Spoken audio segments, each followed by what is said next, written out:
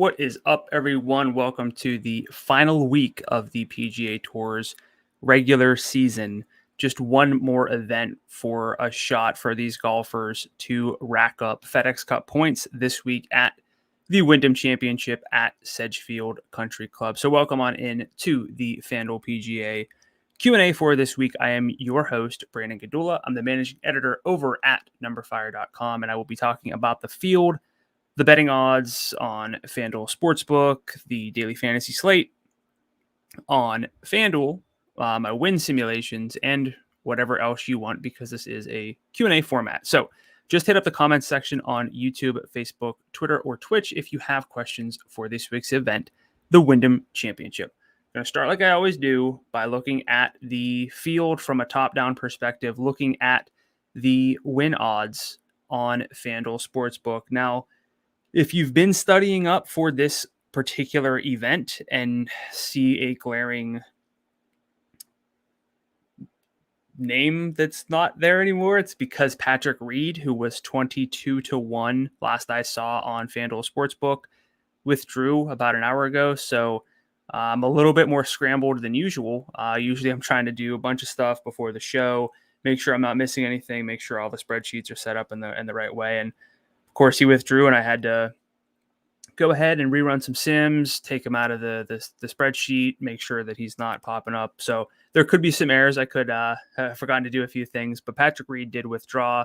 That didn't actually lead to a big shift, at least not yet, in terms of the outright win odds. Webb Simpson, former winner here, has a bunch of good finishes at Sedgefield. 12-1, Hideki Matsuyama 15-1. Louis Oosthuizen's 20-1.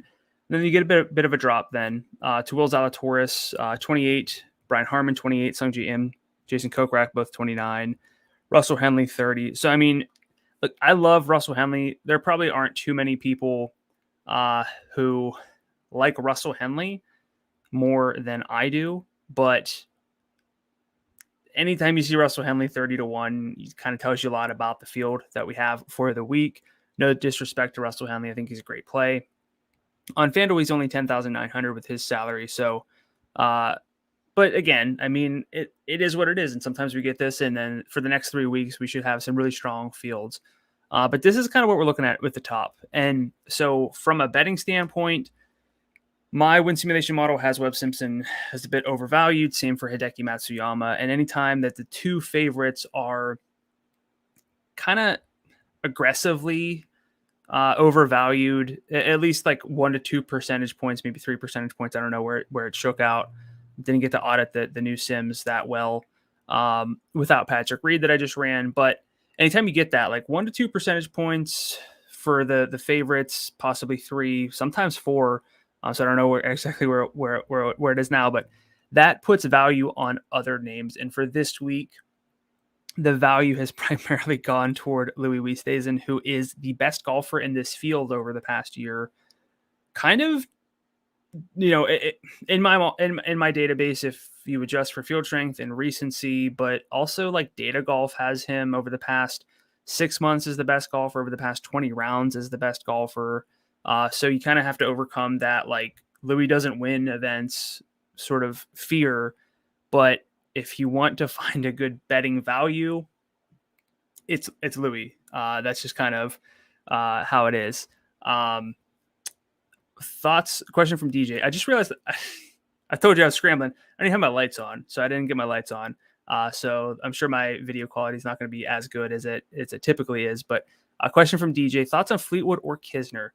So I haven't really looked at Fleetwood. I'll pull him up on the Finder here. Fleetwood jumped out to me as a bit overrated. He typically does, just because his like ball striking is not really where you would expect it to be. And I'll pull up Kisner as well.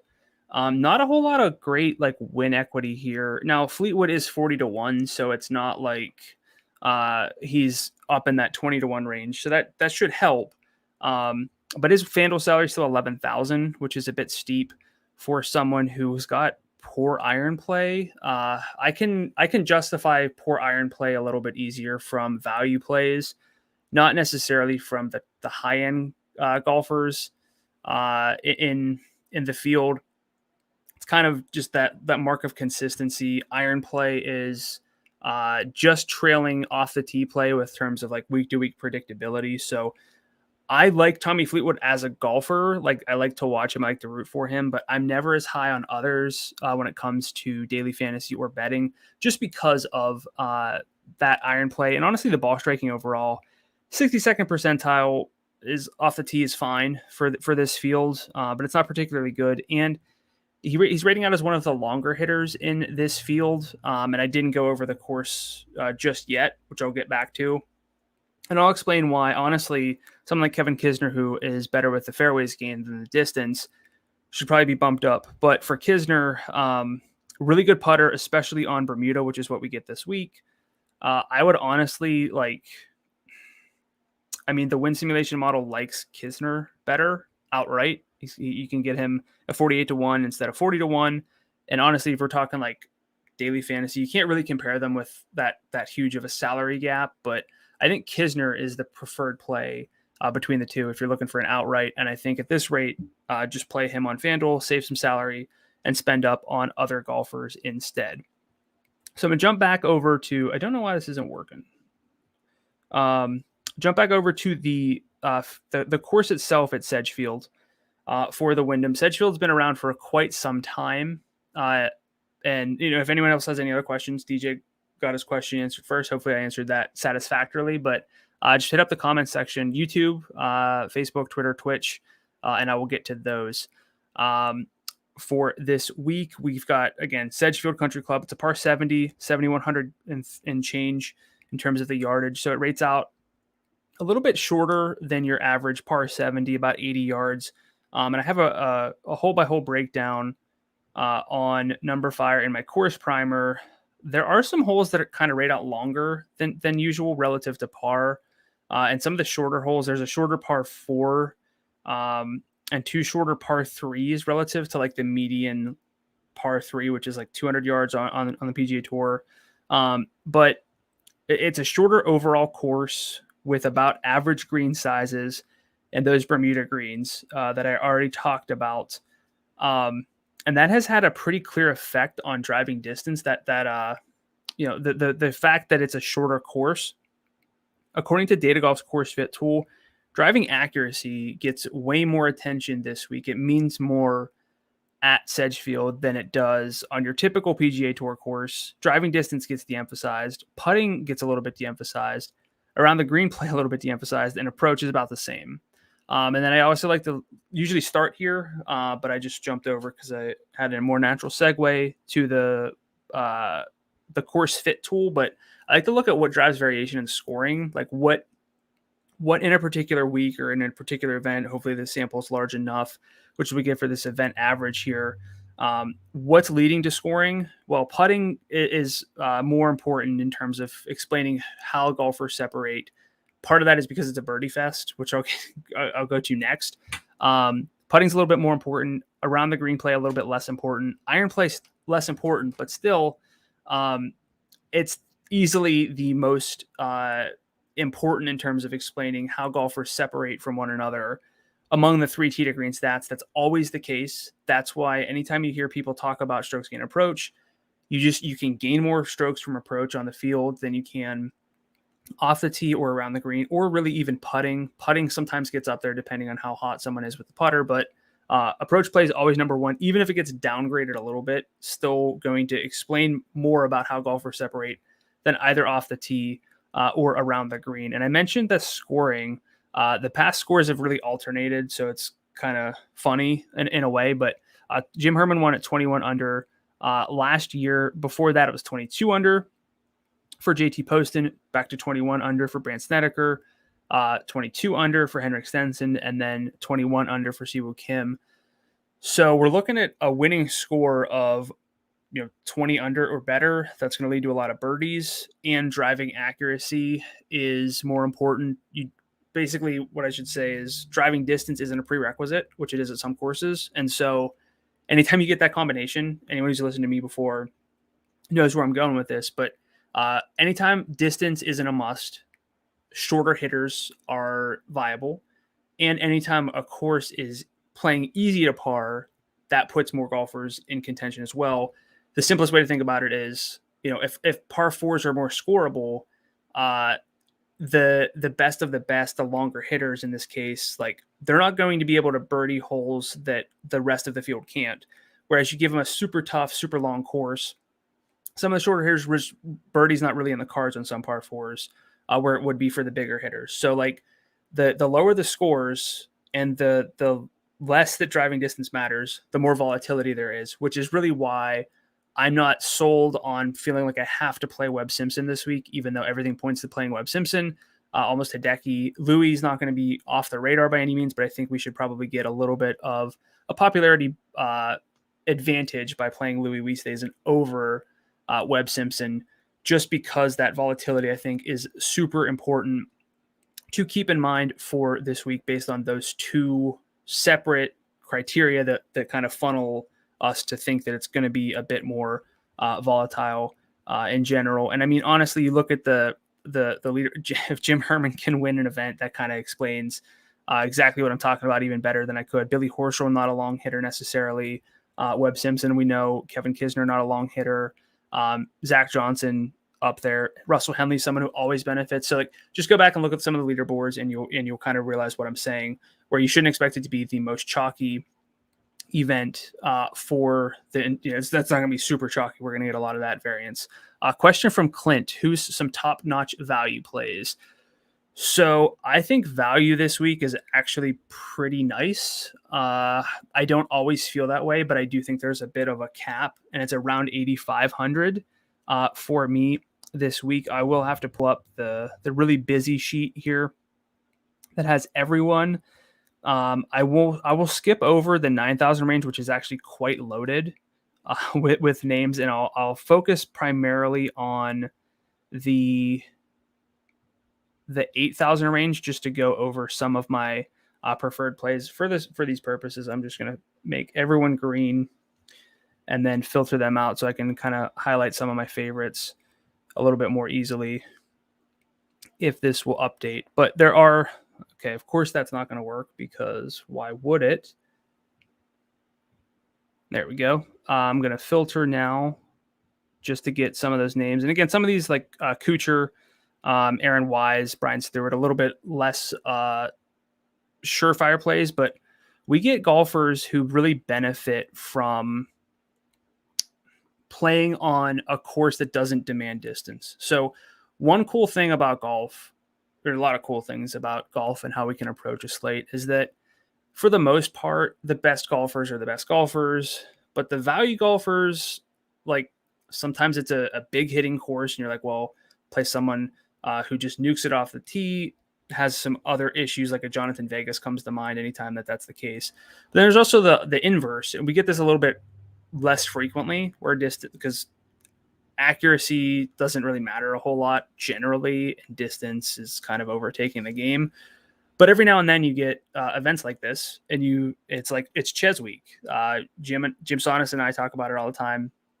Jim loves Ches whenever it's the right week, and I think it's the right week for Ches because he is in the 99th percentile in this field in fairways gained over the past 50 rounds, according to Fantasy National, and in the 3rd percentile in distance gained. Matt Kuchar, not a long hitter, especially now, not as accurate as some of the others, but you can bump him up. Again, he was a little bit more of a throw in there, but Brendan Todd is like the perfect example.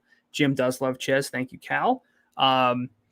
But Brendan Todd, perfect example. You get a short hit, like a short Bermuda course. That's kind of when you play Todd. You don't really play him in other events. But Chris Kirk, for me, is the number one value play. And I will pull him up on the Finder and explain why. Actually, I'll talk about this quickly.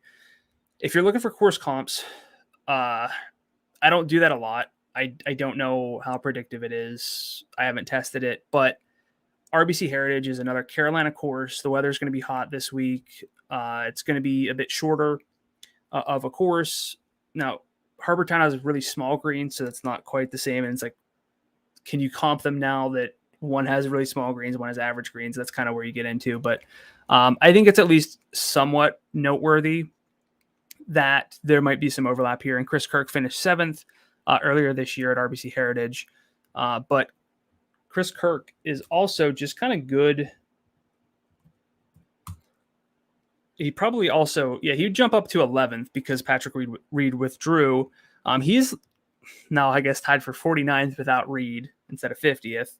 But at 8,600, he's basically like 50th in salary and borderline top 12, top 10 in my like combo model, which combines long-term form and the stats that I'm looking for a particular week. Really, really strong ball striker with that 85th percentile approach number, 74th percentile off the tee, a little bit more accurate than he is long. Not a great Bermuda putter, but kind of mid-leveled, losing 0.1 strokes per round, not the end of the world by any means. And Chris Kirk also, I'll pull this up. I should have had this already, but again, the Patrick Reed withdrawal has me scrambling. There are 8 holes on this course that are par 4s between 400 and 450 yards. So almost half the holes fit that. And I don't like to break things down to that degree, but you kind of have to at a certain point. Like if you have 8 holes that fit this, hopefully you're looking at a long enough sample where you're going to have some harder par 4s. You're going to play in some tougher fields. I don't like unadjusted numbers because, this doesn't really explain what type of holes, like how difficult a hole was. But with almost half the holes fitting this criteria, you have to factor it in a little bit. And so Chris Kirk's 4th this year in par 4 scoring from 400 and 450 yards. Webb Simpson is a very obvious name here. Glaring was tied for 1st with Abraham Ancer before his win last week from that range. Thank you, Aaron, for the nice comment. But Chris Kirk, has a lot going for him already. Then you factor in that par 4 efficiency from this range. That's like hard to hate on, and with everything else looking good. So Chris Kirk, my favorite value, but honestly, we have a lot of good values in the 8,000 range, which is not typically the case. And so I think for this week, even though I'll pull up the 9,000 range, we have a ton of names here. I think that the 9,000 range is still good, but the 8,000 range might be a little bit better once adjusted for salary. Now, we will say that we shouldn't really go below 8,500 because the win odds, you can just look at a sports book, FanDuel Sportsbook, be a good one. But the win odds from that perspective really drop off. It's not like the most top heavy field. It's a little bit top heavy. Then there's like a big wide tier between that 85 and like 10.5 range. And then, some of those golfers down there are going to hit in the 7,000 to low 8,000 range, but it's really not worth building around. Is too much volatility because even at the top, it's going to be difficult. So I would say build a tighter core this week with like a modified balanced approach where you're going down into the 8,000s a little bit more often than I would with like what I would consider a typical balance, which is like kind of 9,000 to 11,000. You still want to get some Webb. You still want to get, for me, plenty of Louis, Jason Kokrak, Brian Harmon, those types. But we do have options. And so that's really appealing. Kevin Stroman is one who really stands out because just a really good, like long-term golfer that doesn't quite get the buzz. And then you put him in a field like this and he gets, a little bit of a boost because he's pretty accurate. Not a good putter on any surface, but Stroman's in play. Kisner, someone I already went over a little bit more detail. Kisner's appealing, not my favorite play, but he's up there. Taylor Gooch, always a balanced profile. If you look at him, no red flags in any of the 4 adjusted strokes gain numbers over the past year. This comes from my database. It adjusts for the field strength that the golfers played in and it adjusts for recency as well. So it's not looking so much at like last October. It's looking more at, last week. So you like to see that for golfers rating out well. Not the best off the tee, but that's all right. Not the most accurate, but again, not terrible there either. Zach Johnson, we saw his name on the top of the leaderboard at the top, near the top of the leaderboard last year at this course. We know you don't play him in courses that require distance. You play him in courses where he can be accurate and sink some putts. Lucas Glover, Doug Gim as well. So there are a lot of good plays. So question from Aaron, favorite play between 9K to 93. I'll open this up to everyone in that range.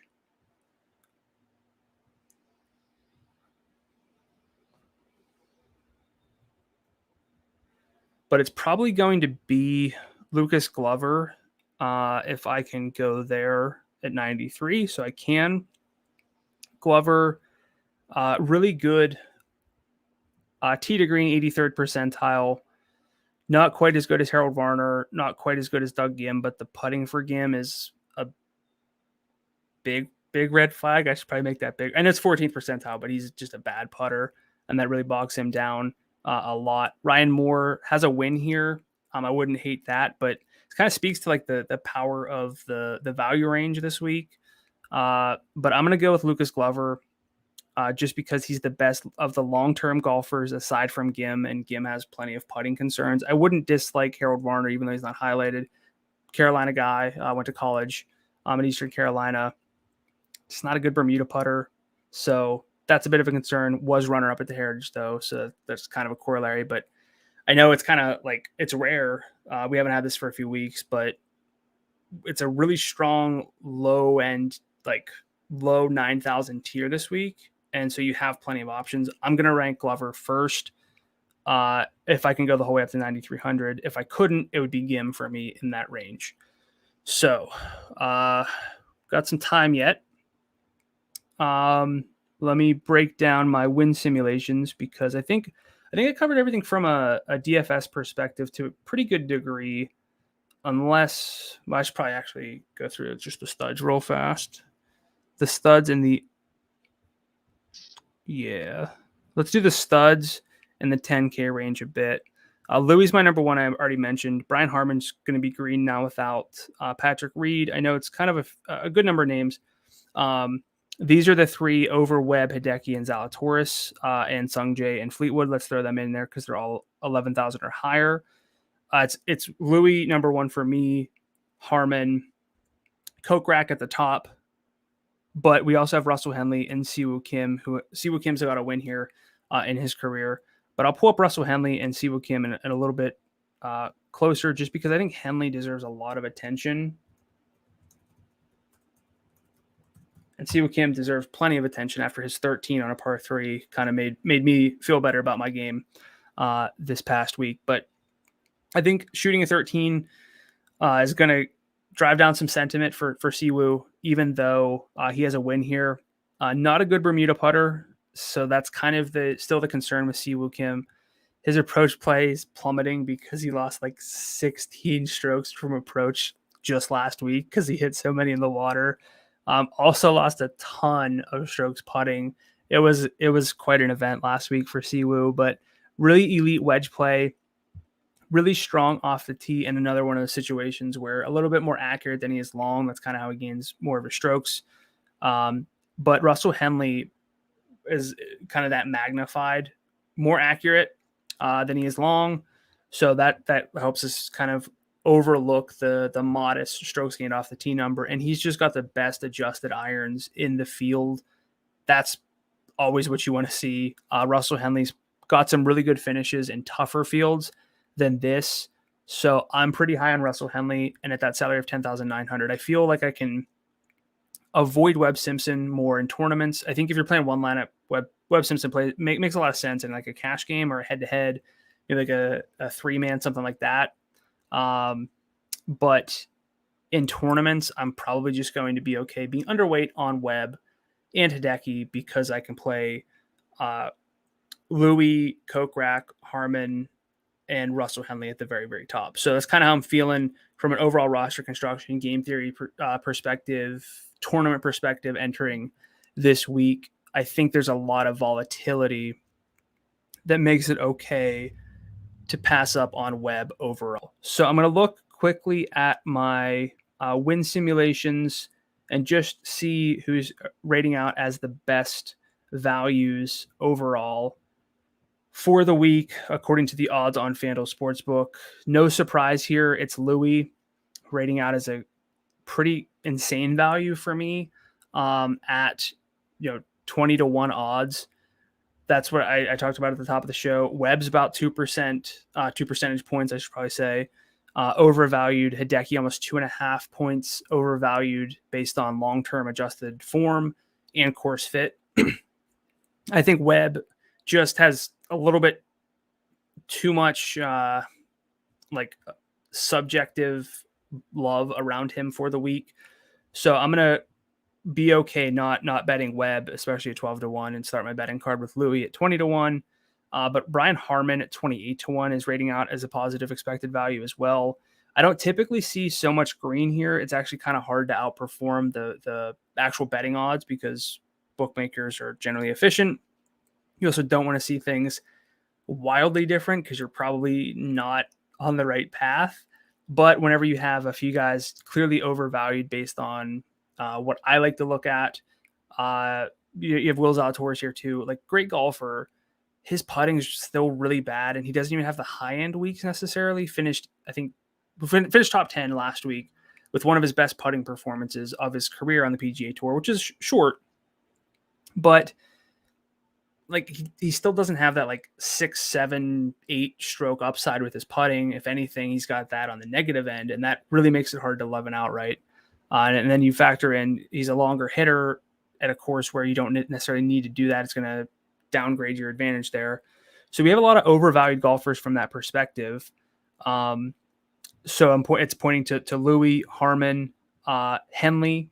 As usual, my model usually loves Russell Henley. And then Brendan Todd at 75-1, rating out as good value. Kevin Stroman. Some of these names that I talked about, there's a lot of overlap. There's not always there's not always perfect overlap with who you like from a daily fantasy standpoint and who you like from a betting standpoint. Siwoo Kim right here. I like him better from a daily fantasy standpoint than a betting standpoint, but that's because his salary is very much fair. But I think there's a lot of overlap for me this week. It's going to be a good week, or it's going to be not such a good week. Comment from Tracy, got to go with Snedeker, horse for the course. I cannot argue against that. But I don't put as much stock into course history as I typically do.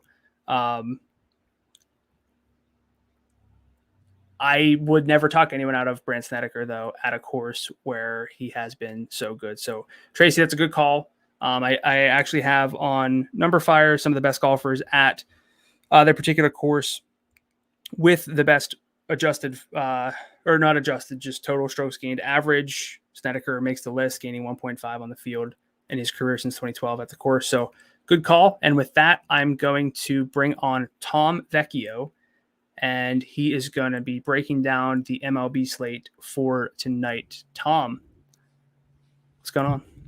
I'm doing good. We have a slate led off by Max Scherzer. Obviously presents a clear ace up at the top, but I know him.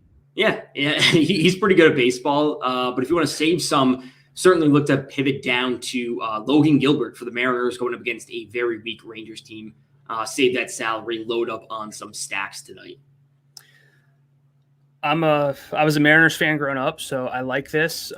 Big fan of the guy you just said. Still follow baseball very, very closely. So I'm going to get out of everyone's way, and listen to what you have to say about tonight's slate. All right, so let's jump in. Obviously, tonight's slate, 13 games, much, much bigger compared to what we had last night with only 3 games. Last time we had 1 game rained out due to the Cubs and the Brewers. That game was rained out. Tonight, as you can see, we also have a bit of weather that we need to be worried about. Now, nothing seems to be as severe as it was last night. This Oakland and Cleveland game is a little bit concerning because one, we have Sean Manaea, who's over $10,000 for the Athletics pitching. Obviously, a lot of people would be targeting him. And then the Athletics bats are in a great spot going up against Tristan McKenzie from Cleveland. So a bit of something that we need on both ends. Obviously, we have A lot to get to, a lot to break down. If you have questions, let me know. I'll be here for the next half hour going over everything. Again, we're here every day, 4 p.m. on the FanDuel YouTube, Facebook, and Twitch page. I will be here tomorrow at 9 a.m. to do the solo shot, and then back again at 4 p.m. to do this Q&A. We have some confirmed starting lineups. We'll give this a refresh. We'll hop into some questions, et cetera, et cetera. Can you rank the players from the Houston game? So the Houston game, Houston is at home. They're heavy favorites. Jake Odorizzi is pitching for Houston, going up against Jon Gray from Colorado. Jon Gray's actually been pitching decently well as of late. Bring up his stuff. I actually kind of think that the Rockies bats are potentially underrated tonight because Jake Odorizzi isn't a good pitcher necessarily. He's really just very, very average at best to below average. So he's a pitcher I actually don't mind targeting. Jon Gray's actually been somewhat consistent as of late. He's been showing some nice upside. In terms of ranking the hitters, I think you would assume from Houston. Not many people would be naturally going to the Rockies, although I do have a bit of interest in the Rockies tonight, but that's just me. If we get Alex Bregman back, it's whether or not he gets confirmed. He would obviously present a bit of value at $3,000. He should be coming back this week, although we don't have final confirmation. I'd be leaning mostly to Yordan Alvarez, Kyle Tucker, and Jose Altuve as the top three from Houston, just because we want the lefty-righty splits going up against Jon Gray for Alvarez and Tucker, and then, of course, Altuve, a consistent hitter regardless. The favorite stacks on tonight's slate, Savon on YouTube is asking, favorite stacks for me tonight would absolutely be the Yankees and the White Sox. We saw what they did last night. I think you should be firmly going to them. But the Athletics, I think we can make the case that the Athletics have just as much, if not more, power upside compared to the Yankees, especially with their lineup still dealing with a few injuries. No more Rizzo, no more Gleyber Torres, the bottom, no more Gary Sanchez. The bottom half of their lineup is certainly a lot weaker than it could be. So the White Sox and the Athletics are my top two teams on tonight's slate. They are just a step ahead of the Yankees. I'm certainly looking to the Tigers tonight, as I spoke about them this morning on the solo shot attacking Keegan Aiken. I'll then be looking to add in plenty of shares of the Cincinnati Reds just because they offer so much home run upside going up against Drew Smyly from the Braves, a pitcher that's allowing way too many home runs. We do have the Reds confirmed starting lineup. Let's jump to that real quickly. So it was confirmed a little while ago. India, Stevenson, Castellanos, Votto, Aquino, Farmer, Suarez, Akiyama. So basically everyone 1 through 7 outside of Akiyama is in play for me from the Reds. 1 through 7, you can stack them any which way. I think they offer plenty of power tonight. They have a great matchup going up against Drew Smyly, a pitcher that's simply allowing way too many home runs. Drew Smyly this season, 2.10 home runs per 9 to lefties, 1.66 home runs per 9 versus righties. He's allowing too many fly balls. He's striking out a decent amount versus lefties. He is a lefty pitcher after all, but too many walks against righties. I think this sets up to be a phenomenal spot for the Reds. And really, all this power in their lineup is something that you absolutely want exposure to. The Reds seem like a team that once they start hitting home runs, it's like they're going to be hitting 3, 4, 5 every single game. So when it comes to the Reds, I actually really like Tyler Stevenson tonight, and Aquino tonight, given their salaries and their batting orders. We're betting second for a catcher, and then Aquino right in the middle of the lineup at $2,500 really brings some serious power, 275 ISO versus lefties, and he's only $2,500. Of course, if you want to pay up for anyone else in their lineup, go for it. Should I put in Haas or Cabrera for the Tigers? I would lean towards Eric Haas. I'll bring up his splits. They're going up against Keegan Aiken, who's a lefty. We'll get Detroit. So this season, Eric Haas is leading the team, or leading at least. Let me increase this sample size so we get more plate appearances. We get more hitters up here. Eric Haas, a 402 ISO this season. Obviously, massive power compared to Miguel Cabrera, who's actually under 100 ISO in this split. So Eric Haas is a big target for me tonight. I spoke about him this morning, or spoke about the Tigers in general this morning when he on the solo shot. So Eric Haas at $3,400. I think he has some serious home run upside tonight, going up against Keegan Aiken. So that's where I would be leaning. DJ on Facebook is asking, any thoughts on Daniel Lynch, Carlos Carrasco, or Kolby Allard tonight? So Kolby Allard, I'm actually a little bit more interested when it comes to the Mariners tonight ahead of Kolby Allard. I understand why you'd be going there. I personally have a bit of interest in Seattle just because Kolby Allard, actually have him pulled up here. He's allowing too many home runs to both lefties and righties. So we could certainly be looking to attack him for some home run upside. I think that, Kyle Seager, he's one of the players I wrote up as an under the radar option tonight, has some sneaky home run upside despite it being a lefty. So of that group, I would actually lean towards Carlos Carrasco and then Daniel Lynch ahead of Allard. Carrasco really does have a good matchup going up against Washington. Their lineup is significantly weaker. This is the issue here. 4 and 4.1 innings for him in his first 2 starts back. Obviously missed the entire first portion of the season. So if we, see that creep up a little bit, maybe it's at, 5.1, like he's being very efficient. Like he's getting some strikeouts, only 1 and 2 earned runs in 4 and 4.1 innings. Like we can say that the matchup is good against Washington. They're rolling out like a half AAA lineup essentially after all their trades and injuries. So he's actually in a good spot. He's at home for the Mets, obviously a good pitcher's park. So it actually kind of like Carlos Carrasco, we just have to know that his ceiling is going to be limited because he's not going to be pitching 7 innings ultimately. King on YouTube is saying Oakland stack because of the weather riots into the game canceled yesterday, post-lock. If that turns out to be the case, that would be great for Oakland. I am very, very high on Oakland tonight.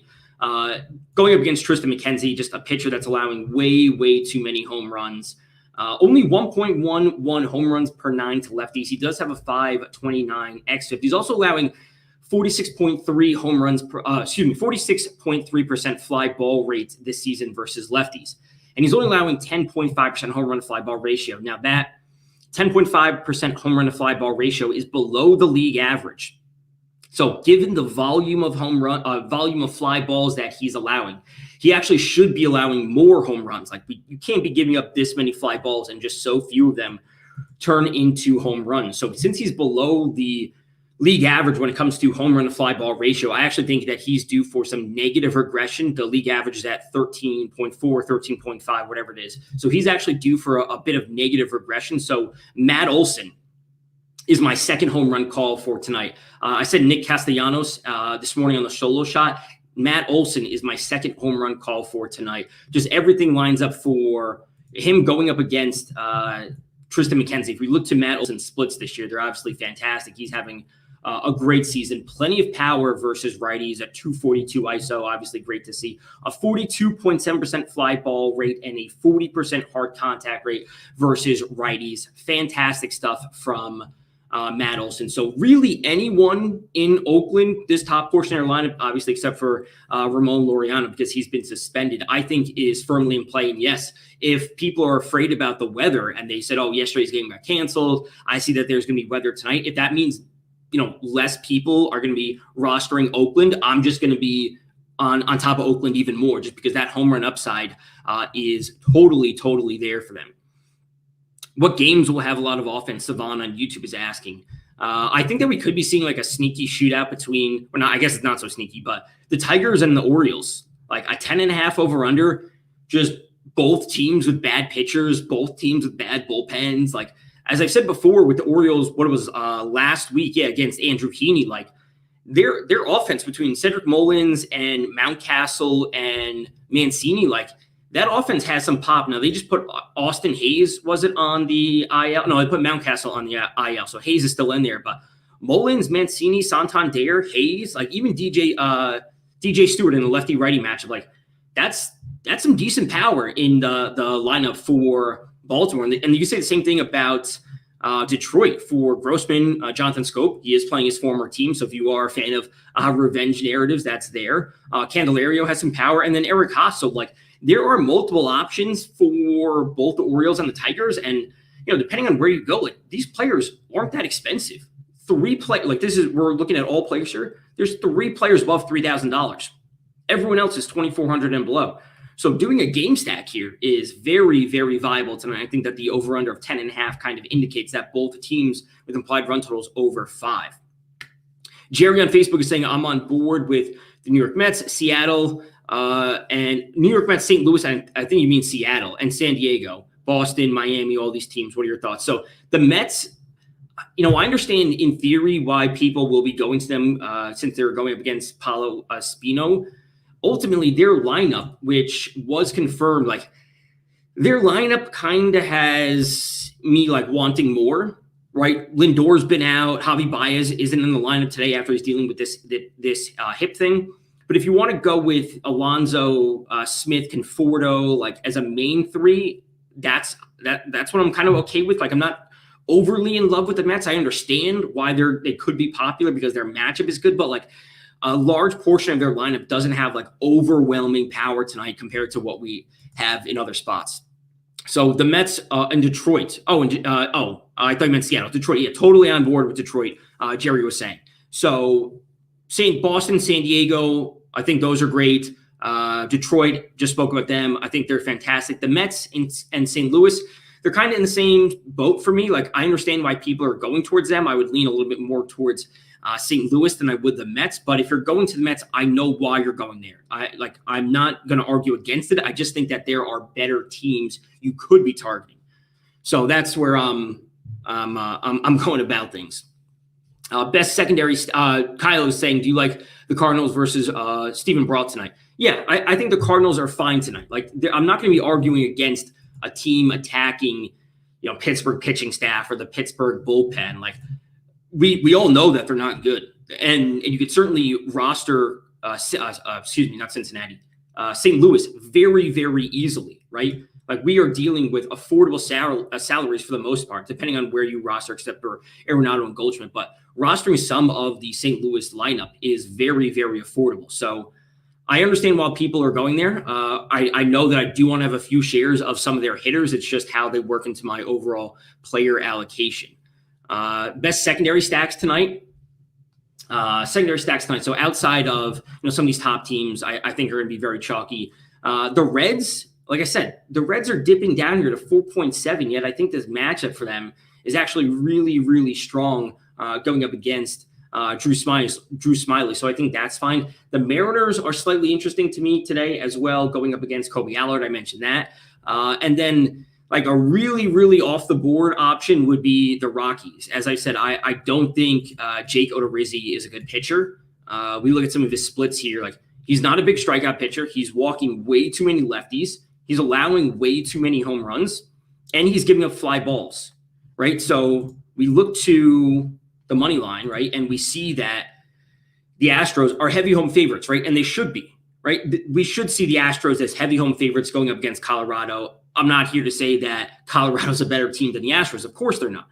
But it's not like Odorizzi is a good pitcher, and that's why the Astros are these massive home favorites sitting at minus 184. They're just a better team overall, and they have better depth. They have better hitters. They have all these sorts of things. But like Odorizzi is not a good pitcher. So if you really want to go to a secondary stack that's off the board, it would be the Rockies for me today. I actually wrote up Ryan McMahon as a player who could be under the radar, but they have some power in that lineup. It's still Story, Blackmon, Cron, McMahon, whoever you want to go to on Colorado. Sure, it's obviously they're not at home, but they still have power in this lineup. So Cron, McMahon, Blackmon as a little three-man stack is the spot to go. And also their lineup is getting stronger because they're going to be in an AL park in Houston, which means that they get the added DH. So I'm like halfway on board with Colorado. As I wrote up Ryan McMahon today, I do think he's a solid option. Diffuse on YouTube is saying, I see Nelson Cruz being touted appropriately throughout the industry, but what about some of the Rays righties, positive park shift, winds blowing out to right field, blah, blah, fly balls for Erod thoughts. So I'm actually looking more towards rostering Eduardo Rodriguez tonight with his strikeout upside potential. I would only be looking towards Eduardo Rodriguez in tournaments, though. I think that there are far, far safer options. His fly balls aren't that bad at 34%. Let's look to his splits to see if he's struggling a bit more. So I did mention Rodriguez. His splits versus lefties are actually worse than they are against righties. I mentioned Rodriguez this morning on the solo shot, saying like his strikeout upside is legit at 28%, and he's going up against the Rays, and versus lefties, they are the fifth worst team in the league, right? Versus lefties with a 25.5% strikeout rate versus lefties. active roster, flip to the strikeout rate, get this out of here.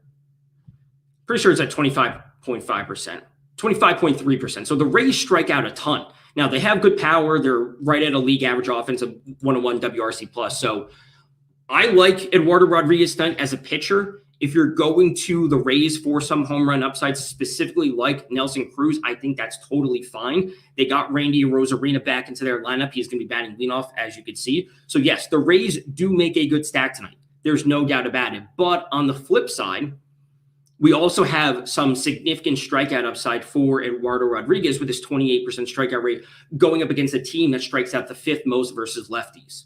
So I'm fine with the Rays tonight, but I am also very, very interested in Rodriguez as a tournament option tonight. And that's where I'm going to be going. Like, I think he makes a great point per dollar value at, is it 8,000 flat? Yeah, it's 8,000 flat tonight. Like, I think he is a very viable tournament option tonight.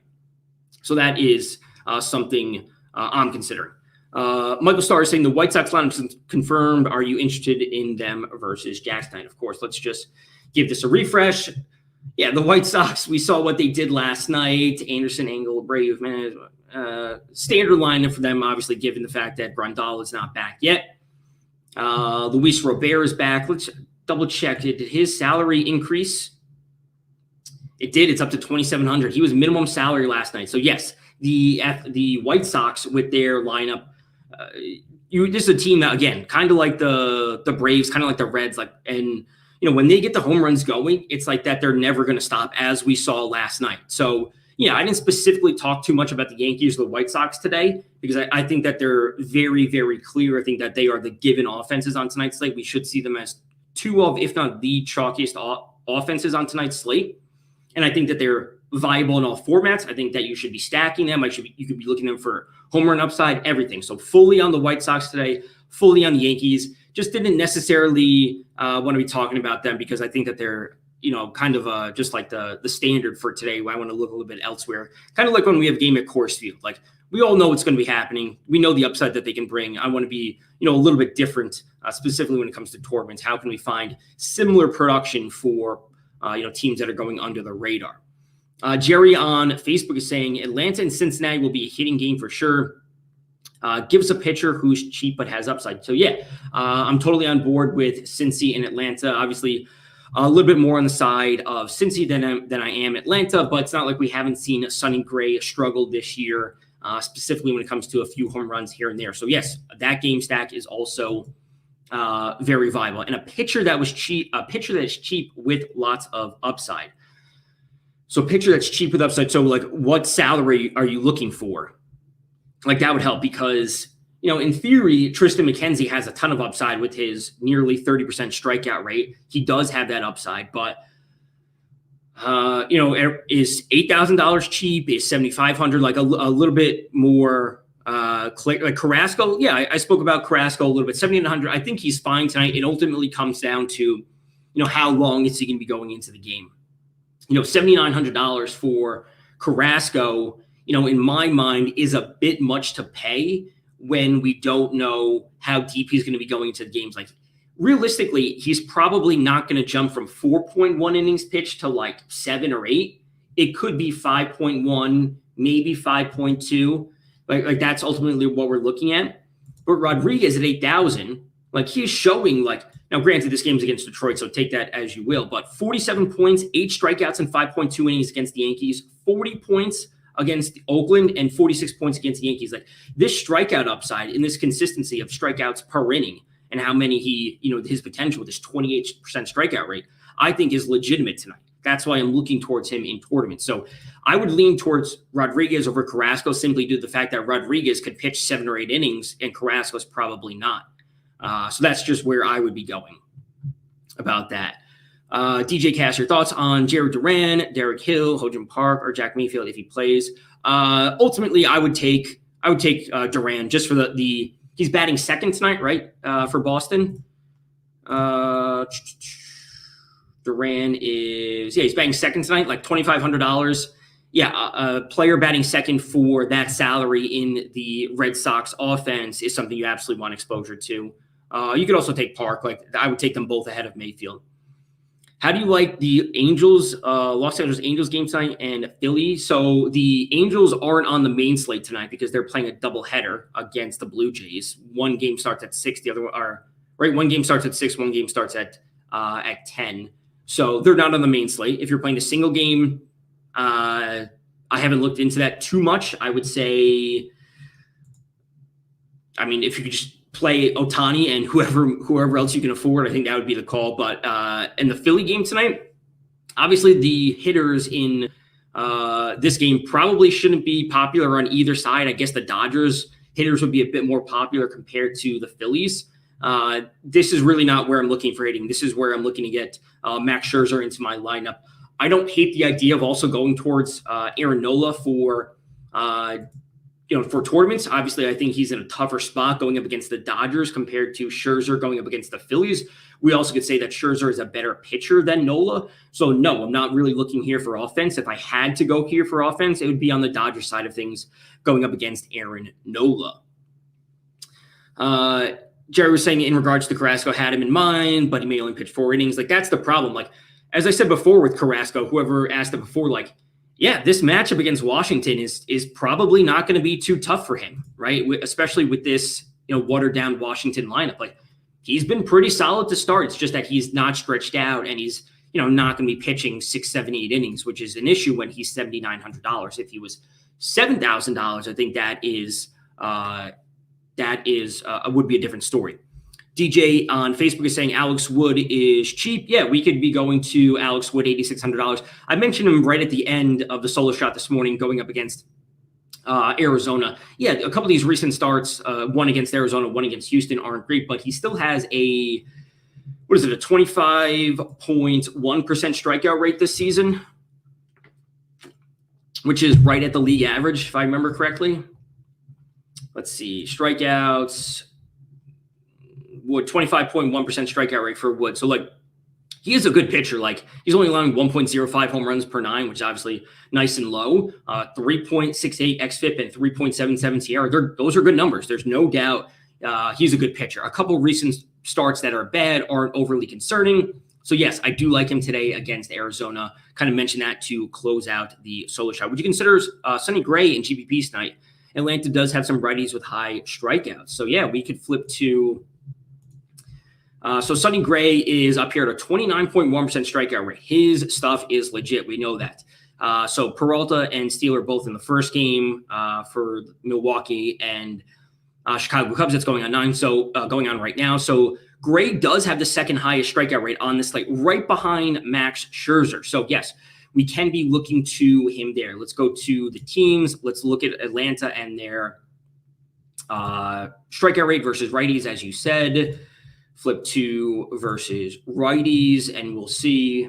Now, obviously, you're going to Sonny Gray in the hopes that no one else is going to be on it because we're hoping that everyone's like, oh, it's Atlanta, the power in the Atlanta offense. I don't want to be rostering a pitcher against them. But like you said, Atlanta's right here, 10th worst in the league, 24.4% strikeout rate versus righties. Now, yes, a 191 ISO versus righties is also very good. It's the 5th best in the league. So who asked that? King on YouTube is saying, so yes, Sonny Gray is like the perfect combination for a tournament option because A, he shouldn't be popular.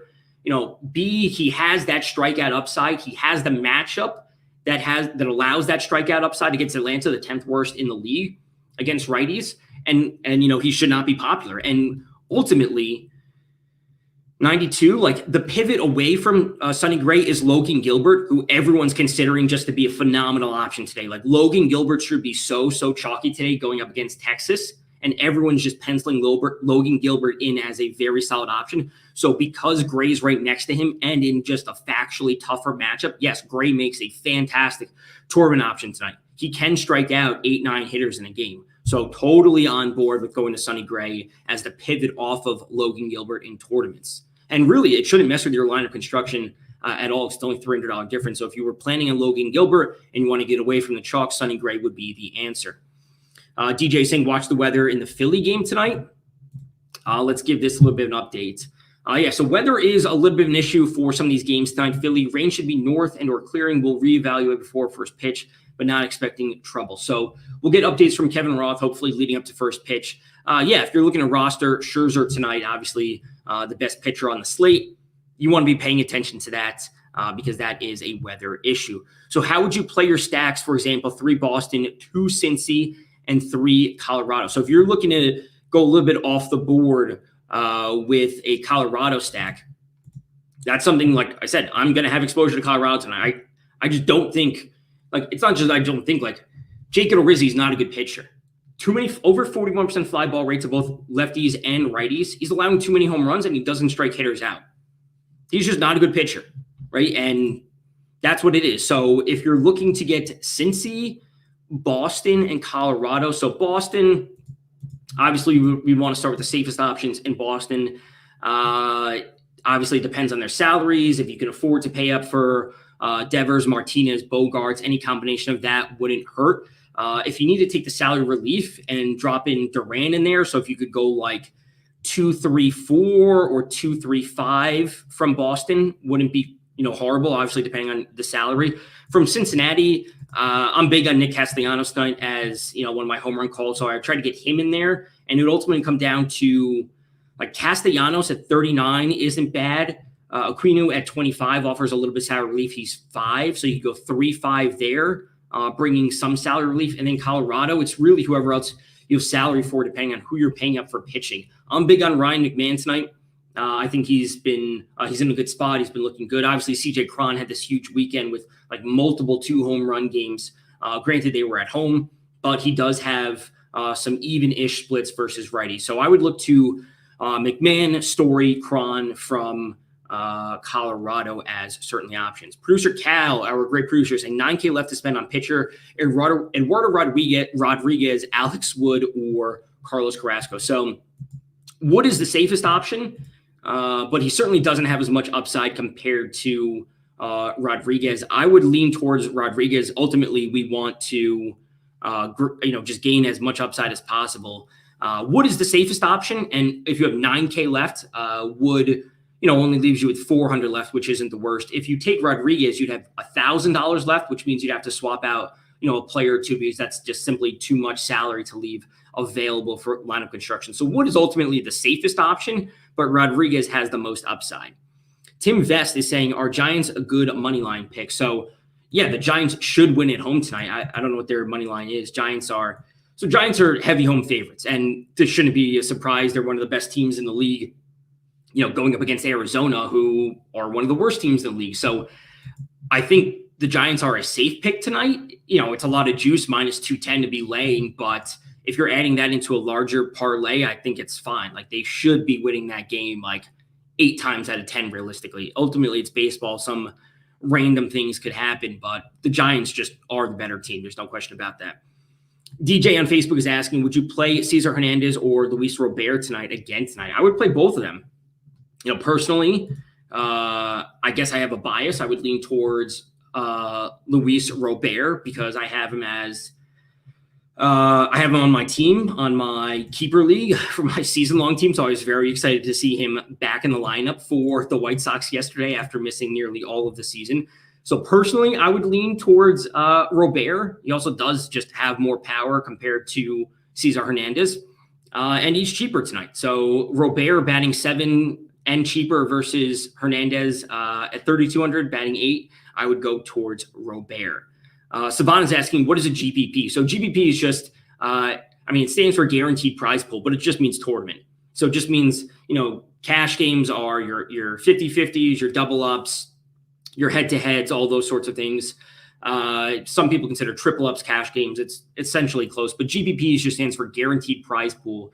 So it'd be, one of the larger contests that are the payouts are tiered. This is what GPP is. Would you consider as a stack, so would you consider Cesar Hernandez and Robert as a stack tonight? If you really just need a really, really inexpensive 2-man stack, they're still in a very powerful offense. I think that is totally fine. Jerry's saying, I think Sonny Gray and Smiley both struggled tonight again. And are you saying Smiley there tonight against Atlanta is good hitting? So is Cincinnati. Yeah. If I'm leaning anywhere for pitching in that game, it's going to be with Sonny Gray. It's never going to be Drew Smyly. Like, Drew Smyly is just not a pitcher I'm going to be rostering tonight. He's, him and both pitchers from Detroit and Baltimore, Kolby, Allard, like, these are not generally pitchers that I roster like on a slate like this. These are pitchers that when I go into my player pool, I am removing them from the player pool. It's not about like limiting their exposure. It's just get them out of my player pool. I don't want to have any exposure to them.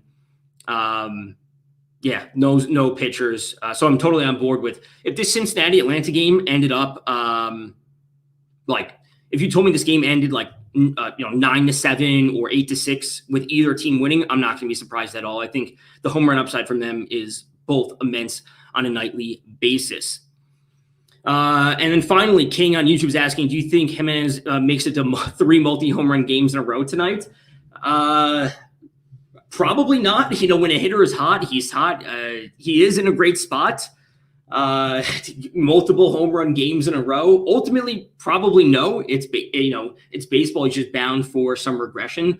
But I do understand if you'd be buying into that because he is ultimately in a good spot going up against Minnesota. Their bullpen, we saw what they can do, or I should say can't do last night, which is get out too many hitters effectively. So I would go no if that was a yes or no question. So no on multi-home run game for 3 in a row for Jimenez. But that does it for today's Q&A. I will be back tomorrow morning, 9 a.m. for the solo shot going over tomorrow's slate, and then back here on YouTube, Facebook, and Twitch for the 4 p.m. Q&A taking your questions. As always, you can follow me on Twitter at DFS_Tom. Until next time, good luck in your contests.